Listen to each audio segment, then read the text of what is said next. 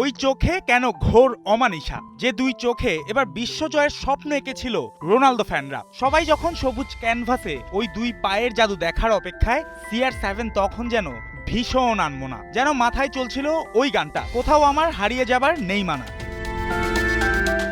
Cristiano রোনালদোর মাত্র 25 টাচের এক ব্যর্থতায় মোড়া রাত ছিলেন যেন নিজের ছায়া হয়ে, নিজেকে হারিয়ে খুঁজে ফিরেছেন পুরো ম্যাচে। এদিন রোনালদো ম্যাজিক না, তার খেলা দেখে সবার মাঝে ছড়িয়েছে রাজ্যের বিরক্তি। এই বেহাল দশার কারণটা আসলে কি?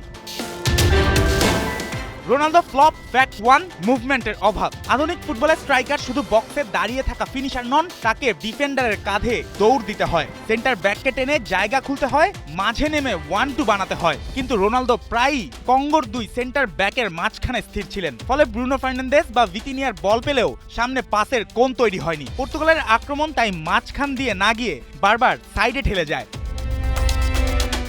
রোনালদো ফ্লপ ফ্যাক্ট 2, প্রেসিং এ অনুপস্থিতি। ডিআর কঙ্গো যখন পেছন থেকে বল ছাড়ছিল, রোনালদো প্রথম প্রেসের নেতৃত্ব দেননি। এতে কঙ্গোর ডিফেন্ডাররা তাড়াহুড়া না করে বল ওয়াইডে নিতে পেরেছে। পর্তুগালের প্রেসিং লাইন ভাঙা হয়ে যায়, কারণ প্রথম ধাপেই চাপ ছিল না। রোনালদো ফ্লপ ফ্যাক্ট 3, বিল্ড আপে কানেকশনের অভাব। পুরো 90 মিনিট খেলে রোনালদোর টোটাল বল টাচ মাত্র 25। শুধু সংখ্যা নয়, টাচের প্রকৃতিও গুরুত্বপূর্ণ। সেগুলোর কোনোটি আক্রমণের গতি বদলায়নি, কোনো থ্রু পাস বানায়নি, কোনো ডিফেন্ডারকে পজিশন থেকে টেনে বের করেনি। তুলনা করলে বার্নার্দো সিলভার টাচ ছিল 25, কিন্তু তিনি বিরতিতেই উঠে যান, যেখানে রোনালদো মাঠে থেকে আরো বেশি সময় পেয়েও তেমন কিছুই করে দেখাতে পারেনি।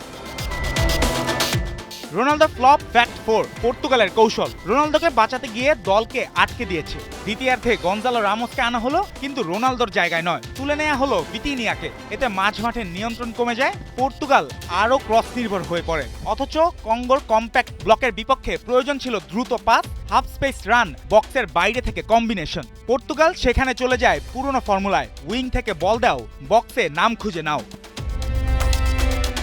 রোনালদোর সমস্যা শুধু বয়স নয়, সমস্যা হলো তার বর্তমান সামর্থ্য আর পর্তুগালে খেলানোর পদ্ধতির মধ্যে ফারাক। মাঠে ছিলেন 90 মিনিট, 3টি শট নিয়েছেন, প্রতিটি লক্ষ্যহীন। তিনি এখনো কিংবদন্তি, কিন্তু এই ম্যাচে তিনি ছিলেন না আক্রমণের ইঞ্জিন, না প্রেসিং এর ট্রিগার, না বক্সের নিশ্চিত ভয়। বাস্তবতা হলো বিশ্বকাপ নামের নির্মম মঞ্চে অতীতের মহিমা সম্মান পায়, কিন্তু ম্যাচে জিততে লাগে বর্তমানের কার্যকারিতা। প্রশ্ন একটাই, নেক্সট ম্যাচে কি ফিরতে পারবেন সবার চেনা সেই রোনালদো? জুবায়ের নূর, ৭১।